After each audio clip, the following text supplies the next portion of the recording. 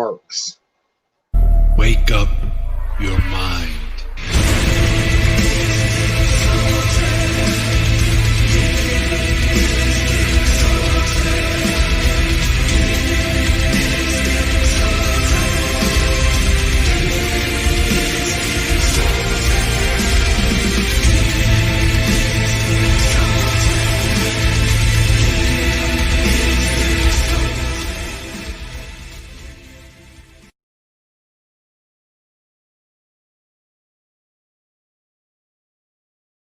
Ladies and gentlemen, what you gonna do, brother? Oh yeah! Woo!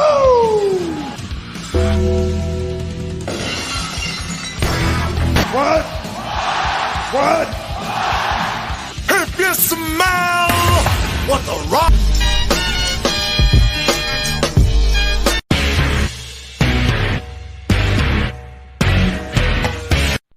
You got the wrong guy. I'm the dude, man. Welcome, everybody, to another edition of Around the Turnbuckle. My name is the Biz Professor Keith, as always. And we are here, Keith. We have arrived on YouTube. We are exclusive on YouTube tonight. For the first time, it is season premiere time Around the Turnbuckle, starting a brand new life, a brand new season, a brand new audience. We're going to see how this goes and all that good stuff. Our guest was to be Chris Stolle, if I'm saying it right, Chris Stolle, who is the host of my mind just went boom, like exploded. Why do I let you run the notes? I don't know. He is the host of Breaking the Fourth Wall podcast, which can be found on YouTube and Facebook. Breaking the Fourth Wall. He is the CEO of Realm of the Mist. He's a former pro wrestler, former trainer, and hopefully he shows up and we get to talk to him. But in the meantime, your thoughts on the passing of one Brody Lee, Luke Harper, John Huber. I mean, shock is obviously the first emotion. We're old enough that we've had a few wrestler passings and whatnot. But for this generation, it's been very rare. Jim Cornette talked about it, and I know there's already going to be part of the audience going to go, "You fucking mentioned Jim Cornette in the first 2 minutes." Relax. You actually won't get mad that I mentioned him this time. Those that know me. Yeah, those that know me. Those that know you. Like he said. Up, Alex? Hello, Alex. Thanks for joining us. Hello, TJ. Thanks for joining us. Yeah, and I mean, that's the thing. This generation does not have the vices and the problems that prior generations have had. We don't have that feeling of like, oh, well, we know so-and-so's on a bad road. We know they're doing things they shouldn't do. It's just a matter of time. Gee, I'm not that surprised. This is surprising. Hi, Mom. Hi, Colleen. This is surprising because, 41, this is a guy that was on TV 2 months ago. And it was kept very quiet. And I have to give a shout out to the Khan family because, I mean, I'm just going to assume he was being treated for this non-COVID lung condition at the Mayo Clinic. That's not cheap. I'm pretty sure the Khan family was picking up the bill on that. So good on them that they were taking care of him and they were taking care of his family. And I mean, first and foremost, I feel for his family. Yeah. I want to recognize them and I want to say, we're all grieving with you. His son. This is a tremendous, incalculable loss. I can't imagine your pain right now. But I mean, as a wrestling fan, I look at it as this is a guy that had so much potential to be a breakout star, and I think it never happened for him. I think the creative never happened for him. I think he never got the chance to be what he was. And that's something that I'm going to mourn too. I'm going to mourn the potential that was lost with this as well, beyond just the husband, the family man, which is obviously way more important than anything related to wrestling. Yeah, man. The thing with or John Huber, whatever, however you want to call him. I didn't realize until I saw him first on WWE TV how long he had been doing this. Right. It took him. It was a long road for him to get to do his dream and do this for a living. Indie circuit. I mean, all over. He paid his dues and he earned his spot. And when he finally got there, he made the best of it. I mean, it's not easy to go in and have Vince McMahon say, "Okay, you're going to be, and Bruiser Brody type with the Wyatt family, and you're going to just have to, make do whatever." He made I mean, his crazy looks, like his eyes, his wild eyes when he would, like when I first saw Luke Harper, I'm like, that guy's crazy. Okay. And he was in 30 years earlier. I mean, come on. And he reminded me of Bruiser Brody, though. I mean, like with that, he could just intimidate people with just standing there. He was a big dude, look like this. Like, go ahead and try something, and you will die. But I always liked him. I always liked him and Rowan and the Wyatt family. I liked it. I liked the whole thing. And then when he transitioned to AEW as Brody Lee, and they started actually using him to a little bit more of his potential than Vince was doing. I appreciated that. I actually liked, where it was going. God knows where it would have gone had he still been with us. But it's a sad, terrible news this week, and it just proves that 2020 can go fuck itself. Yeah, I mean, obviously the last 10 minutes. We haven't hit the 10-minute mark. We're on YouTube. Yeah. The last year was just terrible. I mean, when you look at all the wrestlers that passed, we've covered almost all of them. Yeah, we Ring of Honor standout, Xavier gone, Road Warrior Animal, Joe Laurinaitis gone. Yeah. We just lost Danny Hodge the same day or just before we lost, John Huber, and Danny Hodge is getting a little worse than that. We lost Pat Patterson. We lost Vampiro Purpa. We lost so many people, either to, just natural causes or, a horrible thing like what happened to John Huber, just a disease out of nowhere. We lost Marianne. Well, I was trying to keep it on wrestling because that's what we're supposed to talk about, remember? Well, Marianne from Gilligan's Island. I mean, I know she was in her 80s, but are you a Ginger or a Marianne guy? No, I'm more of a Marianne guy, especially because, Dawn Wells aged a lot better. A lot better. All right, before we get into our next subject, let's pay some dues here. When it comes to natural relief, turn to Dr. Brown CBD. Dr. Brown CBD uses the latest scientific knowledge and experienced professionals to create products at affordable prices. Go to momandpopcbdshop.com or visit them in person at 5 locations: Easton, Wind Gap, Bechtelsville, Hackettstown, New Jersey, and Washington, New Jersey. Mention this ad that we are talking about right now, and they'll hook you up with 15% off. That's a lot different than 50. You should really get that right. So really should get that right. For all your CBD needs, go visit www.momandpop.com.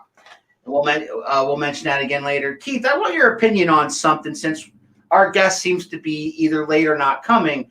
And again, my rule, and I think you and I discussed this. My rule is if you don't make it by the 10-minute mark, maybe 15. Sometimes I'll give you 15. Then if you show up, I'm not even bringing you on. I think that's the college rule, as I recall from my college days, was if the professor's not there by 15 minutes, you get to go home. And you get to go home then, right? Nobody can say anything about anything. So, of course, in those cases, though, you could make a little bit more of a stink because, I mean, technically you're paying his salary. We're not paying our guest salary here, so. But, yeah, I think that's a fairly solid rule. I mean, the JT Funks of the world, because we might send a T-shirt or something, but, Yeah. But anyway. Paying a ticket to see him. We all know that when he's. Oh, I know. I know you are. You're paying ticket, and you'll give him whatever he wants for whatever he might want after. But that's not very. That's not topic. Very,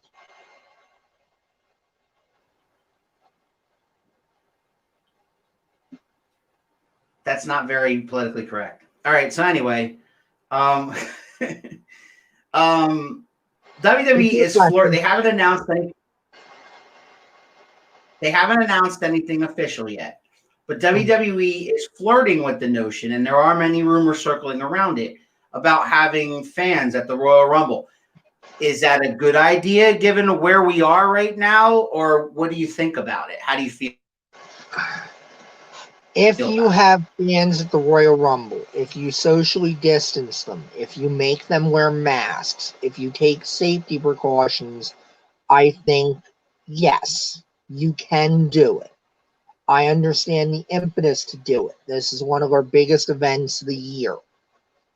However, are they going to enforce that? Florida is not the best right now in terms of doing that. I'm not sure what their COVID cases are like. I know we're surging in more of the Northwest and kind of Central America right now, central part of America right now. But I mean, we're also at one of the deadliest points of the pandemic. We just got out of one of the deadliest months. So it's definitely a gamble. No matter what you do, it's a gamble. But I mean, if you can be sane and safe about it, it should work. I mean, I'm in retail, so I'm around people all day. And I have been since the pandemic started. And ever since the mask mandate and all that went into place, I've been wearing my masks. I'm a manager of a team. We're all in kind of one area enclosed with each other. We wear our masks. We do what we're supposed to do. And our COVID incidents have been pretty good. So I'm not going to sit there and say, it's impossible to do it, because it's not. But you've got to really do those precautions, and you've got to take those precautions seriously. So if WWE is willing to do that, yeah, I think you can have fans at the Royal Rumble. I think you can have some paid attendees. You're just not going to be able to have, your traditional giant packed house camera shot that they love to have. No, but you know how the Rumble works, right? There's usually like 20 to 25 competitors that have a, half a legit that are on the current roster, and then they like to throw in 5 guys that cool that we get to see them there. And it's not necessarily it's legends. It doesn't have to be legends, but sometimes it's fun to have guys you haven't seen in a while. Like the Edge thing last year was phenomenal, right? It was fun. It was a good moment. Right. It was a good moment, and I love those moments. It's one of the things that excites me about the Royal Rumble. Without fans, though, it's not going to be the same. So however they can do it, if they can finagle it a way where you can have fans there socially distanced, spread out in groups or whatnot, I'm all for it. They're doing it in the NFL. They haven't had anybody have a football game like, say, Dallas is the big one. Like, Dallas had 30,000 fans last week at the Cowboys and Eagles game, and I didn't hear anything on the news about anybody in that stadium getting COVID. But to be fair, that was only a week. A week is not enough time. The virus can incubate for 2 weeks. Okay, well, they had a home game a couple weeks ago, and 3 weeks ago, and 5 weeks ago, and I haven't heard anything about any fan getting COVID. And that's fair. And I mean, like I said, so whatever they're doing, it can be done. You've got to follow the science, though. You've got to do the things you need to do, which is social distance, make everyone wear their masks, and all that good stuff. Because I would love to have wrestling back the way wrestling was, but I'm not willing to do it at the expense of somebody's health. Yeah, I can't get on board with that personally. My wife, Chrissy Cipher, chimes in. Mask, social distancing, temp checks. Yes. Uh, uh, Teresa, my wife, is saying Allen's face last year with Edge. Yes. What about my face? Yeah. I was there, and I was the guy sitting there for months when all these Edge rumors were going out and being like, no, he's saying it's What not about going to happen. Allen? He's saying it's not going to happen. Stop What getting about Allen the third? Does she mean Allen the third, or does she mean me? Because Allen the third's draw. It was a good surprise. It was a good surprise. Yeah. Textbook example of a good surprise. Yeah. All right. So, what would you like to talk about next? I guess really quickly, because I don't want to not acknowledge it, but I also think it might not be the worst idea to bring it up with our guest tomorrow, Rudy Boy Gonzalez. Okay. Because I don't know if he was a contemporary of Danny Hodge or not, but I do want to recognize Danny Hodge a bit, because he also passed away when John Huber did. Danny Hodge was just an amazing American hero. Danny Hodge deserves a movie, because here's a guy that was an Olympic level wrestler before Kurt Angle did it. Hodge actually pinned himself in the gold medal match as an Olympic wrestler. He wasn't beaten by his opponent. He was pinned by his opponent. Danny Hodge was also a guy that his grip strength was just amazing, because Hodge was actually born with triple tendons in his hands, in his arms, in his legs. So when you saw Danny Hodge doing the feats of strength, like crushing a pair of pliers or crushing an apple, those weren't gimmick, folks. Those things were legit, and Hodge was destroying them. Like, with the apple, usually you gimmick it, you boil it a little bit to a certain temperature, and then, you crush it, and it looks amazing. Hodge wasn't gimmicking it. Hodge did it. Hodge was one of the great NWA light heavyweight champions. When we talk about, guys where it's a case of, oh, well, so-and-so, like I know one of the new ones, like Bruce Lee versus Hulk Hogan, has gotten a lot of debate. Mm-hmm. Danny Hodge is a guy that you could have put him in with Brock Lesnar. And there's a lot of legitimate question as to whether or not Lesnar would have been able to beat him. Right. Because Danny Hodge could have probably got him at the handshake and just gotten a grip good enough that Lesnar would have gone down.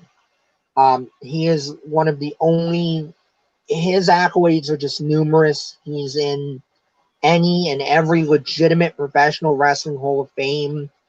His career was ended with a broken neck, where he had fallen asleep at the wheel, driven off a bridge into a lake, and Hodge broke his neck and actually held his head to hold his neck together and swam to the surface and went to the hospital. Just that man's toughness and what he contributed to professional wrestling. And it's unfortunate, because that's a guy that was largely wrestling before there was video. So I doubt I could send you to YouTube here and you could find a lot of matches, but I encourage you to at least try, because this is one of the greats of professional wrestling. Sadly, grappling with dementia the last few years of his life. But I did want to make sure that we did talk about Danny Hodge, a legend of professional wrestling, and he will be missed. Well said. Well said.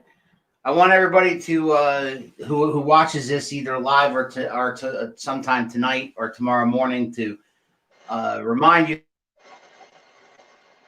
that we will be back to have Rudy Boy Gonzalez. Please, please, please tell your friends, especially the wrestlers that we talk to. Spread the word. I'm going to be creating an event page again, like I did for tonight. Unfortunately, our guest did not show, but Rudy Boy Will show. Rudy Boy loves to talk, as we found out from part Yes. one. As we found out from part one, Rudy Boy will tell us some stories, and Rudy hopefully have an audience of wrestlers that can pick his brain, because that's what is most important for me and Keith, to have him back on and have them have that interaction between wrestlers who, whether they know him or not, uh, pick his brain, and because he is a hell of a brain to pick. Hmm. I mean, Um, he's a who's who in training, and I mean, that is he's gonna come tomorrow. on here. He's gonna come on here and talk to us and talk to you for free. And you've got a guy that usually you want that knowledge, Mhm. you got to pay for it. So if you're not Right. going to tune into this and you're not going to take advantage of that, come Yeah. on, come on. Absolutely. Absolutely. Now, there was something that was brought to our attention in the Wolfpack chat, if you recall Hmm. earlier today, about the WWE. The WWE is going to release a network special on Brody Lee. Do you think that's in good or poor taste? Because I also have a question about what transpired between MJF. Was that in good or poor taste? Like, Yeah. using this tragic situation to get people to watch, like, that's a gray area, right? It depends, because I mean, your knee jerk reaction and my knee jerk reaction, I don't mean to say knee jerk as in it's wrong. I just mean your visceral gut first take is always going to be fuck that guy and fuck anybody who told that guy to go out there and do that. And that's not Right. wrong, I think, to initially have that. What I will say and what I will caution people who are going to have that gut reaction and potentially not re-examine it and look at it as, nope, that's how I feel about AEW, that's how I feel about MJF, screw them, they were wrong, fuck them. Wrestling is a very weird business when you look into it. And the boys have a very weird sense at times about what is and isn't off limits. That there are a lot of guys that will look at a situation like their death. Like, a lot of people justified everything that went on of bringing Paul Bear into the CM Punk Undertaker angle. If everybody recalls, that was pretty controversial going into WrestleMania 29. And everybody who knew Paul Bear had said, no, it's not that controversial, because if you knew Percy, he would have loved it. He would have absolutely said, yes, go ahead and use me, use my death, use it to get something over. That is the greatest tribute to me there could possibly be. And there are a lot of guys that would, I think, now even feel that way of like, I can't be here anymore, but if you're going to use it to make one of my colleagues, to make or to push the business forward or to get something over, do it. That's okay to do. And MJF is a heel. You know, you can argue whether or not it's good or bad heat. I would say a lot of it is going to be in the follow up. What do you do with it afterwards? I think, given what Brody Lee gave to the business, given that you're not hearing his wife coming out and smashing them the way Yeah. she very rightfully smashed the pro wrestling torch, and I have some very, very visceral feelings about the torch, even before this, because I just don't agree with their brand of journalism. I think a journalist doesn't make themselves part of a story the way the pro wrestling torch has consistently made themselves part of a story with some of the things they cover in wrestling. Um, the fact that she hasn't come out and railed against them and said this is bullshit probably backs up the idea that she feels like if John Huber was still here, that John would have given it his blessing. So I look at it as, until I hear something different, maybe it's not my cup of tea, but I can understand where, especially having met so many wrestlers lately and being able to have one-on-one conversations with them, I feel like I can understand the mindset just a little bit better as somebody that, again, is completely on the outside and not claiming insider knowledge, not claiming to be part of a business or anything like that. I would not insult anybody in the business that way. But I do feel like this is probably something that he would have been okay with. And if he was okay with it, who the hell are we to judge and say better than he would of what he would want his legacy to be? Your nephew's chiming in on this very subject, and that is there had to have been complete consent from the family for MJF to do that. They wouldn't do it without permission. Anyone who thinks that was done without clear permission is just digging. And I think he's right. I think he's right on that. I think they know better, especially given the position they're in. You're on a major network.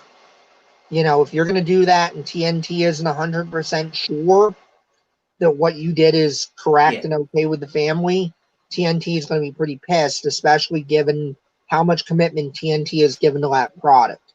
But then again, we also know situations where wrestling promoters are told not to do something and they go ahead and do it anyway. Dixie Carter. So I mean, that's not unheard of either. But I tend to feel like, Allen's got it spot on. Everything was cleared with everybody it needed to be cleared with. And, we'll see where it goes. I mean, my only concern at that point would be you have permission to do it. But if you don't turn it into something where it elevates everyone involved, you shouldn't have done it, because why would you do it unless you're going to be able to get the right kind of mileage and draw the right kind of money off of it. Absolutely. And like I said,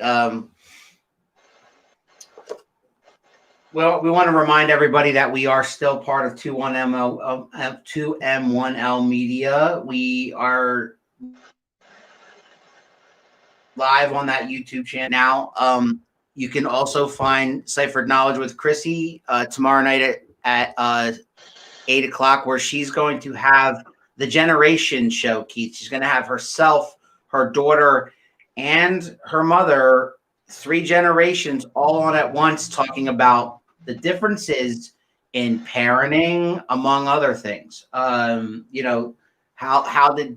were people raised when, say when Chrissy was a kid versus how people raised when, and then her daughter has a kid now. So that's going to be an interesting conversation between the 3 of them. TJ Spitter will be back with you on Wednesday night at 8 o'clock, his normal time slot. And again, we want to stress this. We can't stress this enough. Rudy Boy Gonzalez will be here tomorrow, 6 p.m. on Around the Turnbuckle. So subscribe to the channel.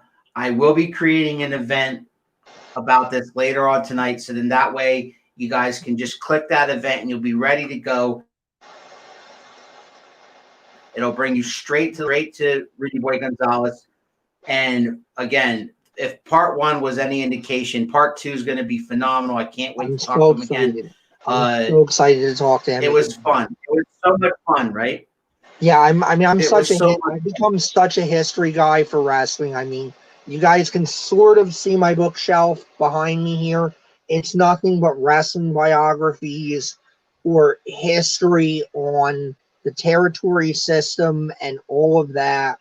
I have a lot of questions for Rudy. I don't know if we'll get to them because, again, my feeling is it should not be about what Alan and I want to say. It should be about what Rudy wants to say, and it should be about the wrestlers that show up and want to pick his brain and want to see if they can take something away from his experiences that's going to help them. And that's what we're all about. If anything, we are about having people on, giving them a stage, letting them tell their story. But then once in a while, when we have guys like Rudy, it's a we have a totally running. different dynamic.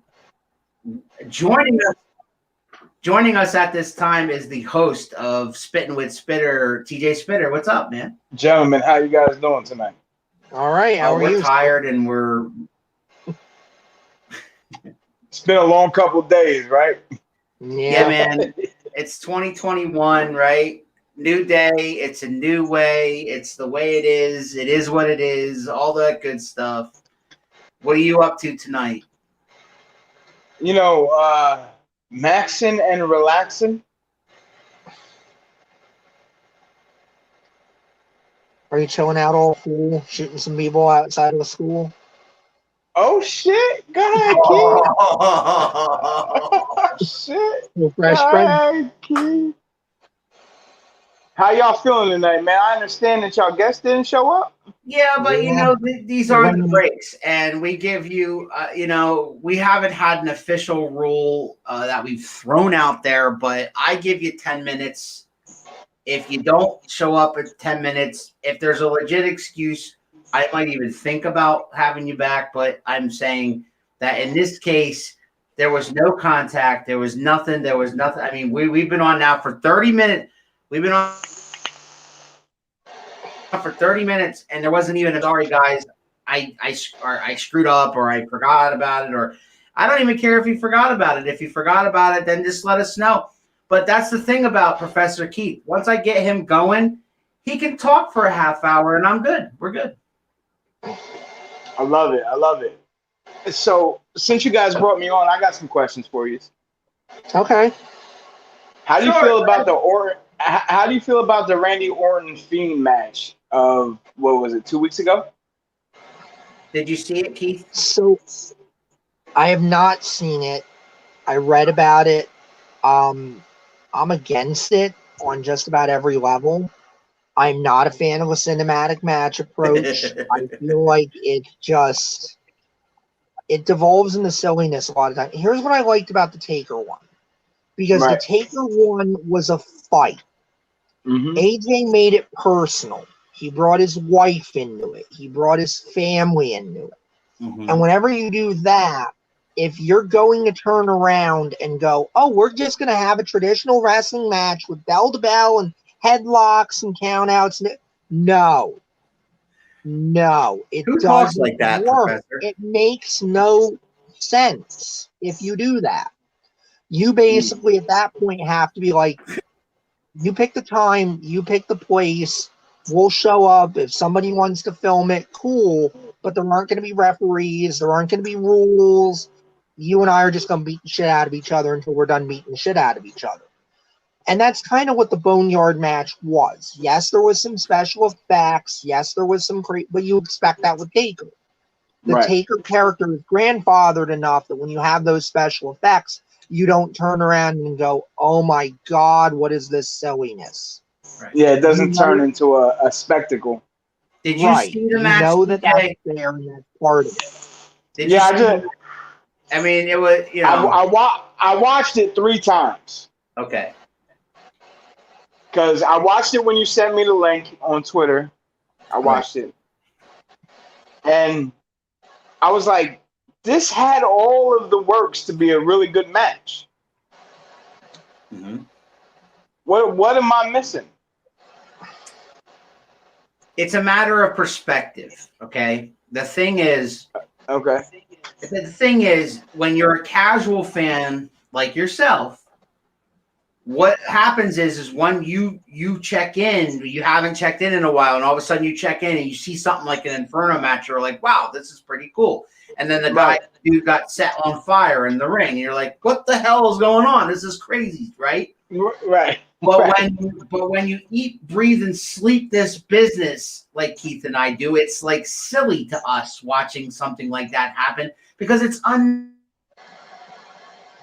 unnecessary. It's totally unnecessary. Nowadays, all we really want to do is sit down and watch a good story in the ring, a good match, something that gets us fired up, right? No pun intended. Mm-hmm.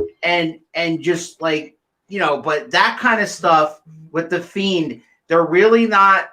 They're not, the Fiend was starting to like bubble and was starting to become a big deal, and he's way over with the fans, but they're just misusing him and putting him in with Randy. And this whole feud with Randy Orton is unnecessarily and silly and ridiculous, and then to have that kind of stuff happen in the ring, that's what irritates us the most. Well, putting him in with Orton is not stupid on the face of it because of given the history between them. But what I keep arguing is the Fiend is a classic example of what their booking has been lately, where it's build a guy up, build a guy up, build a guy up, build a guy up. Oh shit, he's going to have a real test. Like he's going to work Goldberg. Goldberg beats him in 3 minutes and destroys his finish. Takes his finish, doesn't sell it, so his finish is done now. It's broken, it's gone. And Goldberg beats him, which tells you, okay, Fiend's not that next big star. He's here. Those other guys are still way up here. You give him Randy Orton. He's not as well over in Vince's eyes as he should be. That's what it tells me.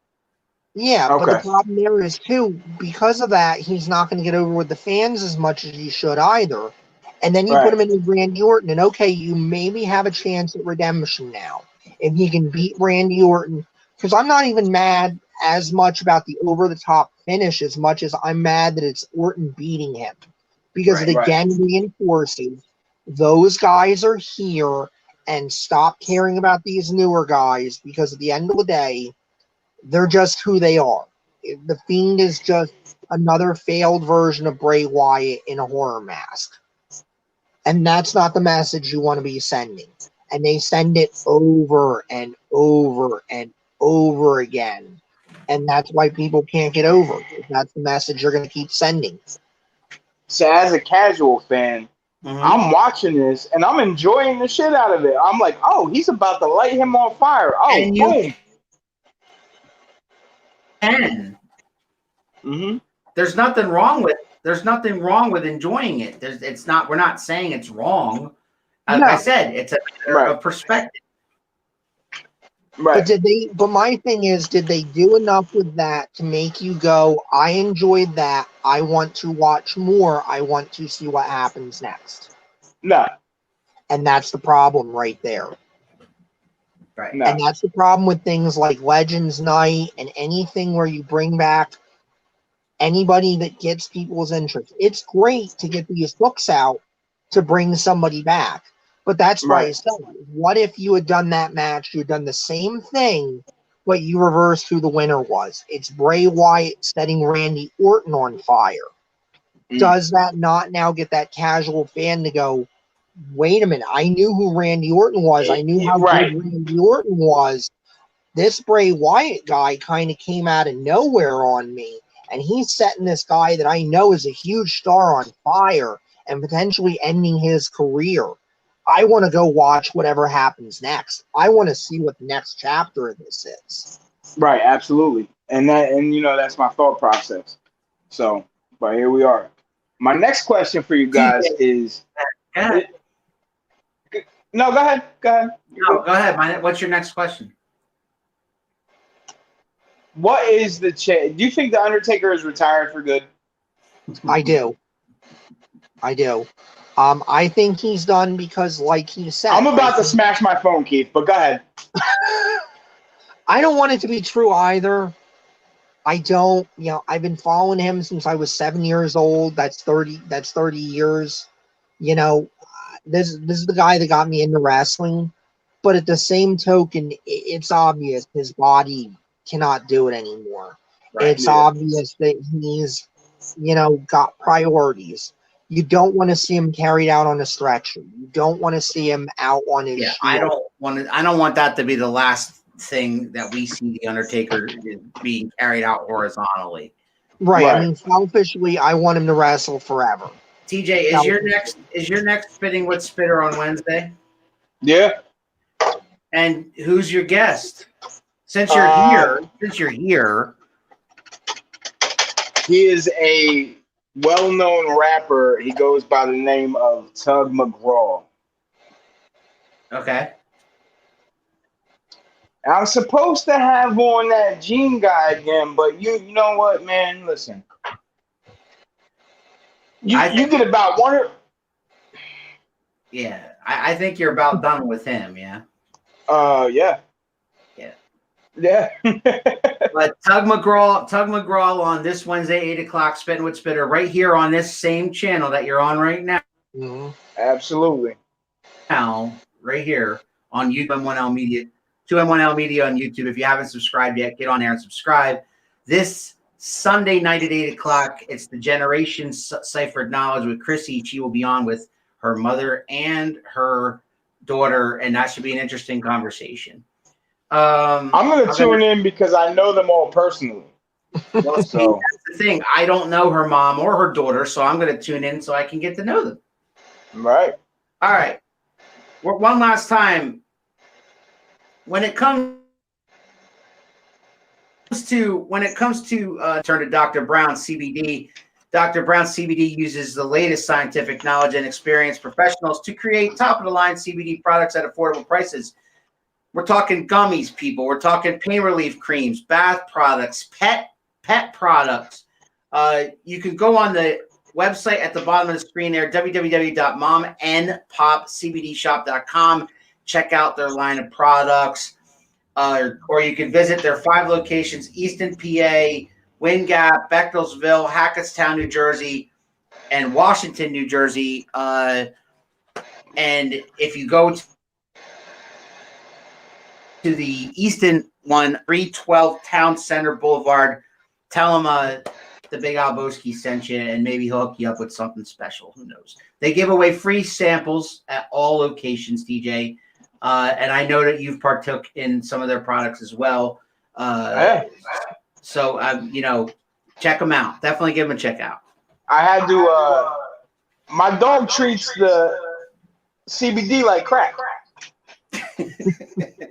So there's that. And here we are. All right. So, but I want to thank you for popping on here in a pinch. Yeah. It's always fun to talk to you. I think we should. I don't know if Keith knows you every day. We talk every day. We do. Even if it's just a woo back and forth like Ric Flair. Yeah, woo! Woo! Come on, Keith. Woo! Keith. It makes you feel good. It makes you feel good. Just give it woo. Woo! Woo! There it is. Doesn't that make you feel good, right? And that doesn't mean you're giving praise to the Almighty Queen, which we should on a weekly basis on this show. Because WWE doesn't give her enough praise and titles, and she is one half of the tag team champions currently with Asuka, well deserved. She's a Grand Slam champion now, also well deserved. All hail the Queen. Does she pay you? I mean, are you getting anything for like all this just glamour and devotion? I follow her on Twitter. She had a really lot of nice things to say about her. Who you are? No. If this show eventually down the road, and when I say down the road, probably 10, 15 years from now when people forgot who she was, if we're still doing this, if I could have it sit down and interview, that'd be great. You would say nothing, and I would have to carry all of it because you would just be so starstruck. As you would be, mark for her, right? As you would be with the Undertaker. But I would be a professional about it. I would hope. I don't think so. Because we had on the first time, and you were like, "Oh my God, we're talking to the hat guy." I gotta admit, though, but I was when we had like episode 5 or something. Like, I wasn't used to talking to people. It was a long while ago now. All right, but I gotta admit, you were real cool, calm, and collective when we had Stevie Ray from Harlem Heat on. Yeah, I had a little experience then, but I mean, that was another guy that was like, mind blown. It was cool. It was a great experience talking to him, and I hope that TJ where his show is leading. I hope eventually he ends up talking to mainstream artists, mainstream NBA guys, like I mean, it'd be great. And there he goes. Yeah, there he goes. I think he was having I think he some not pissed problems. him off, Keith. But Huh? we haven't had in a while. Did you just try to blame me for him leaving? Yes. So we're gonna end the show. See the persecution I deal with? Do you all see But I have no idea how. what this is? I would like a professor's perspective. I'm going to shut up and I'm going to give you the floor, and you can talk about anything that's on your crazy mind right now, whether it be wrestling related or not.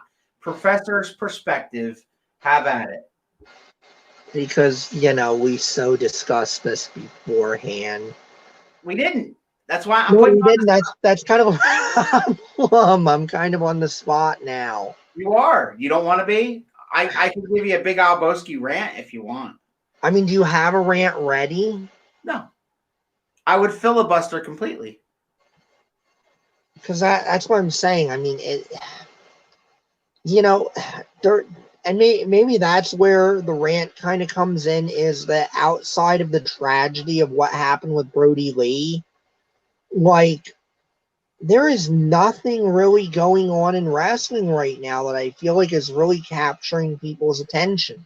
And that's the problem. I mean, we've got the Big E push, which I guess is something. The big story. All right, yeah, I'm gonna call it what it is. That's at least something. Yeah, that's the big story right now. And look, it's not like the kid doesn't deserve it. The guy has always been a star, and they just have done almost nothing to promote that. But he kind of got caught up in the whole New Day thing. He did, and I mean, he did a great job with it. But I think to a point where people kind of forgot what a standout he was in NXT. Yeah, before that, and I've seen all of those matches. I remember that. That's a guy that had star written all over him. Absolutely. And that's really an indictment on the creative process that he's been on the main roster for probably close to 10 years now, if not 10 years. And he's only just now starting to get broken out as a single, and for them to see what they have. And the cynic in me, and not even necessarily the cynic, it's just the guy that's paid attention to what these idiots have done in creative for so long, is to go, well, when are you going to botch it? Mm-hmm. When are you going to sit there and find a toy that you think is newer and shinier? Yep. When are you going to find a toy that's newer and shinier that you're just going to flip the belt to them and you're going to undo all this momentum? I mean, the one thing he's got going for him is it's not the Kofi Kingston thing where, oh, well, the audience basically made us do it. Just another pile of stupidity where they go, oh, the audience loves this guy? Oh, we'll show those idiots. No, your paying customers want to see something. You should be happy that they're going to pay for it and do it. Look, I'll use my job as an example. I work in shipping, retail shipping. The worst thing that I want to deal with all day is cat litter. I don't want to pick cat litter. I don't want to pack cat litter. I don't want to deal with freaking cat litter because they're always ordering like the 40-pound jugs or bags or whatever the crap. That hurts after a while to pick up. But at the end of the day, y'all stop ordering the 40-pound cat litters. I got less job security. Right. I'm not making as much money. And at the end of the day, I kind of like making money. I kind of like getting paid. So I may not love the way that you're making me money, but I'm going to be grateful for the way you're making me money, and I'm going to continue picking the cat litter. And I think it's the same thing here. Maybe they didn't want Kofi Kingston to be the guy. Maybe they didn't want Daniel Bryan to be the guy. Maybe they don't want Bray Wyatt to be the guy. Maybe there's going to be somebody else that's going to come along and start to get over, and they're not going to want him to be the guy. But if the audience is going to pay for them to be the guy, make the money. Shut up. Stop fighting against it. Stop trying to say, go back and love what we love and make the money. Look at Roman Reigns. You guys were pushing Roman Reigns down everybody's throat as still being the Shield guy. The only guy that didn't evolve from the Shield until finally this last year you turn him heel. And he's more over than he's ever been. and you're making money with him. Stop trying to force a square peg into a round hole. Stop cutting the legs off of these guys when they have some momentum. Shut up. Take the ride. Make the money. Well, I guess I did have a rant in me after all. You did. Alan does too. F you people for coming in my store and making me do work, but please keep coming to my store. And to be fair to everybody involved, we all have that feeling every once in a while. We all have things we don't want to do at our job. We all have commodities we don't want to sell. We all have that. But at the end of the day, if it's making money, make the money. Right. Just make the money. All right, let's wrap this up, my man.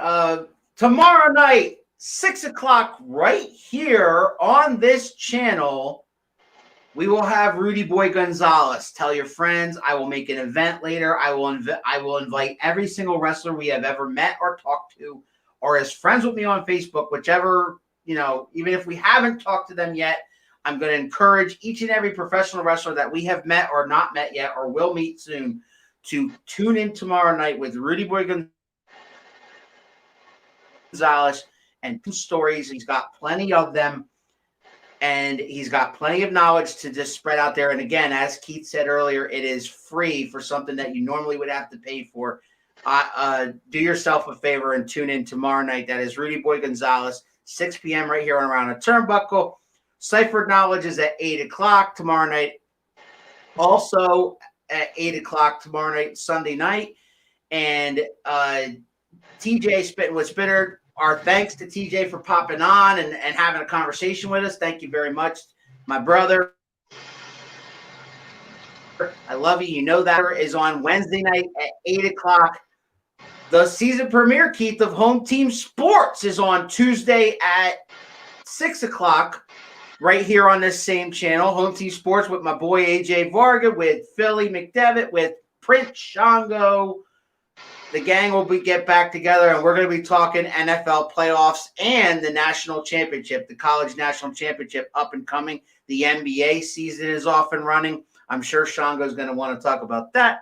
So if you're interested in sports, tune in Tuesday, live Home Team Sports with me and the guys. And with that, I'm going to give my boy, the professor here. First and foremost, before he has his last word, I want to tell everybody thank you for all your support. Thank you for everybody tuning in tonight.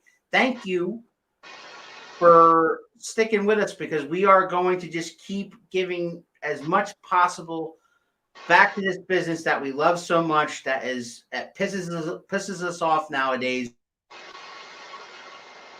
But hopefully we'll get better. The one last thing I want to say, Keith, is at some point before the Royal Rumble, I would like you and I come on and maybe have a couple others on, and we'll do like a Royal Rumble prediction show, right? Once we know who's actually in it, we can do one of those deals. I really feel like we should do that, because the Royal Rumble is my favorite pay-per-view of the year, including WrestleMania. I can't miss the Royal, no matter how much the mainstay products sucks right now, Rumble, and I won't miss the Royal Rumble.